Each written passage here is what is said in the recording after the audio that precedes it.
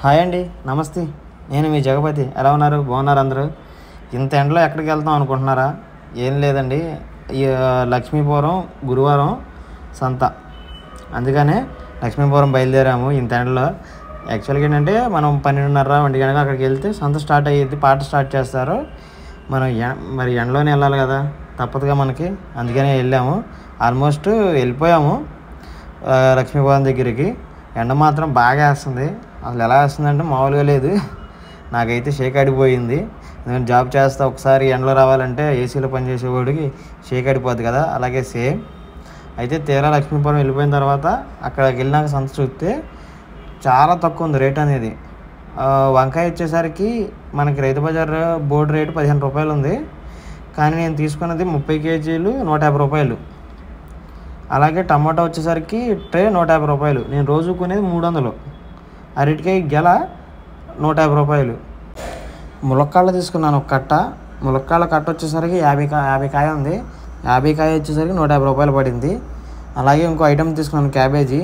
Cabbage వచ్చేసరికి అది కూడా 45 కేజీలు ఉండిద్దంట, 150 రూపాయలు పడింది మొత్తం. వంకాయ క్వాలిటీ అయితే అదిరిపోయింది, అసలు బీభత్సం వంకాయ క్వాలిటీ అయితే. ఒకసారి చూడండి, సంచిలో కాయ ఇది, నేను తీసుకొచ్చిన కాయ మొత్తం నెంబర్ 1 ఉంది ఇది. మనం అమ్మేది కేజీ 20 రూపాయలు చొప్పున మనం అమ్ముతాం. ఇది కాయ మాత్రం ఎక్సలెంట్గా ఉంది. ఆల్మోస్ట్ నిన్న నాకు సాయంత్రం పెట్టాను, ఓ 10 కేజీలు అయినాయి, మిగతా 20 కేజీలు మిగిలినాయి. మార్నింగ్ పెట్టాలి, ఇంకా పెడితే ఎలా ఉండిద్దో. క్యాబేజీ వచ్చేసరికి కూడా 150 రూపాయలు చెప్పే కదా. క్యాబేజీ అయితే పైన 2-3 పొరల వరకు కూడా కొంచెం పురుగట్టినట్టుగా ఉంది. కొంచెం మనం ఓపెన్ చేసి తీస్తే బాగానే ఉంది లోపల. అయితే మనకు అది వచ్చేసరికి 15 రూపాయలు అమ్ముకున్న 450 రూపాయలు వస్తుంది దానికి, క్యాబేజీకి.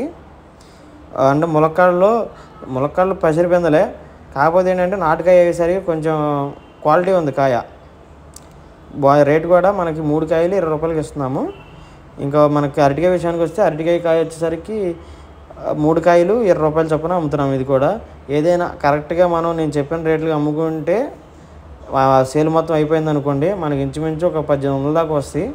నిన్న ఒక్కరోజు కష్టపడినందుకు గాను. నిన్న మంది సెలవు అని చెప్పి మా మిస్సెస్ కూడా నీతో పాటు వస్తాను, కూరగాయలు ఎలా కొంటావు ఏంటి చూడాలంది, చూస్తాను నేను కూడా వస్తానంది. సరే రమ్మని చెప్పి తీసుకెళ్ళాను. తీరా అక్కడ తీసుకెళ్ళిన తర్వాత ఎండ బాగుండేసరికి నేను ఒక షెడ్లో కూర్చోబెట్టాను.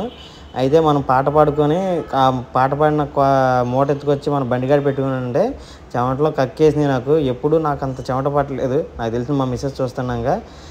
వెళ్ళి వెంటనే క్యాంప్ అది ఒక 20 లీటర్ స్ప్రైట్ బాటిల్ ఉంటే స్ప్రైట్ బాటిల్ తీసుకొచ్చి ఇచ్చింది. నేను 2 గుట్టలేసి ఇచ్చేసాను. నేను ఆ రేట్లు చూసిన తర్వాత జాబ్ కంటే వ్యాపారమే బెటర్ అనిపించింది. సడన్గా జాబ్ మానేసి మనం స్టార్ట్ చేస్తే మనకి ఇన్కమ్ సరిపోదు కాబట్టి ఆగాను. మన యూట్యూబ్ ఛానల్ అన్న త్వరగా కొంచెం మానిటైజేషన్ అయితే మనకి ఇన్కమ్ వచ్చింది కదా, దాన్ని బట్టి మనం వ్యాపారం స్టార్ట్ చేద్దాము. Bye bye.